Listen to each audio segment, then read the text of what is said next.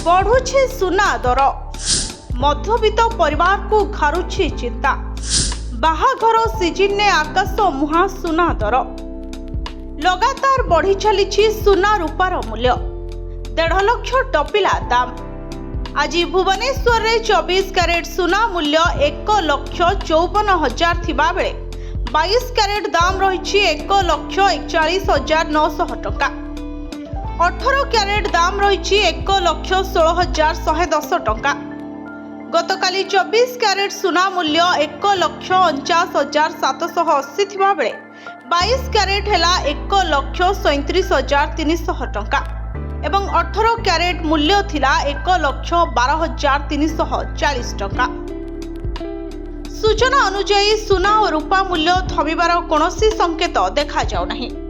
सोमवार रूपा प्रति किलोग्राम 3 लाख अतिक्रम करी एक इतिहास सृष्टि करथिबा बेले एहार गोटिए दिन परे मंगलवार प्रथम थर पई सुना प्रति 10 ग्राम पई 1.5 लाख अतिक्रम करिछे। सप्ताहर द्वितीय दिन रे सुना मूल्य रे एक बड़ परिवर्तन होइछे। 10 ग्राम सुना 1.5 लाख टंका होइतला। गत वर्ष सुना दर द्रुत गति रे वृद्धि पाइतला एवं एही वर्ष एही मूल्यवान धातुर मूल्य निरंतर रेकर्ड भांगिबा देखा देउछे। मल्टी कमोडिटी एक्सचेंज रे सुनार फ्यूचर मूल्य विषय रे कहिबाकू गले मंगलवार कारोबार समय रे सुना 1,45,500 टंका रे खोलिथिला, जहां सोमवार प्रति 10 ग्राम 1,45,639 टंका बंद हेबा तुलन रे सामान्य ह्रास देखा जाउछे। परवर्ती समय रे एमसीएक्स रे वाणिज्य आगुको बढ़िबा सहित यह गति बढ़ी 1,52,500 सर्वोच्च स्तर रे पहुंचीथिला, जहां पूर्वरु तुलन रे 6,861 वृद्धि पाई इतिहास सृष्टि कला। सुना एबे 1 लाख रु 1.5 लाख को वृद्धि पाइछे। जानुआरी रे सुना 70,000 टंका महंगा होइथिला। जानुआरी आरंभ रे सुनार मूल्य किछि परिवर्तन देखा देइथिला, किंतु हठात सही मूल्य को भांगी सुना दर बढ़िबारे लागिला।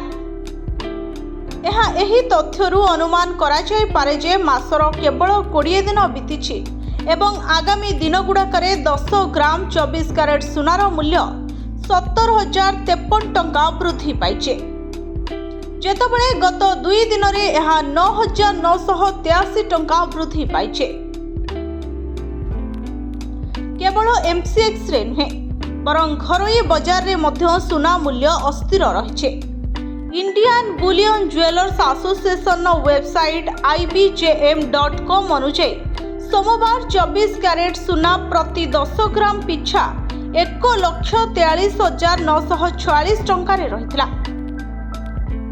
किंतु मंगलवार 1,46,380 रे कारोबार हेउतला। एहार अर्थ हेउची एहा एका थरके 2,434 महंगा होइछे। जदि आमे सुना व्यतीत अन्य मूल्यवान धातु रूपार मूल्य विषय रे कथा हेबा तेबे घरोई बाजार रे रूपार मूल्य 3,04,863 टंका प्रति किलोग्राम रे थिला, जहां पूर्व शेष मूल्य 2,93,975 टंका तुलन रे 10,888 टंका वृद्धि पाइतला। अन्य पक्षरे जदि आमे एमसीएक्स रूपा मूल्य देखिबा तेबे 5 मार्च रे समाप्ति होइथिबा रूपा फ्यूचर्स मूल्य 70,723 टंका वृद्धि पाई 3,27,998 टंका प्रति किलोग्राम रे पहुंचीछे। 31 डिसेंबर 2025 रु ए पर्यंत 1 किलोग्राम रूपार मूल्य 92,997 टंका वृद्धि पाइछे। Bureau report, Odisha fast.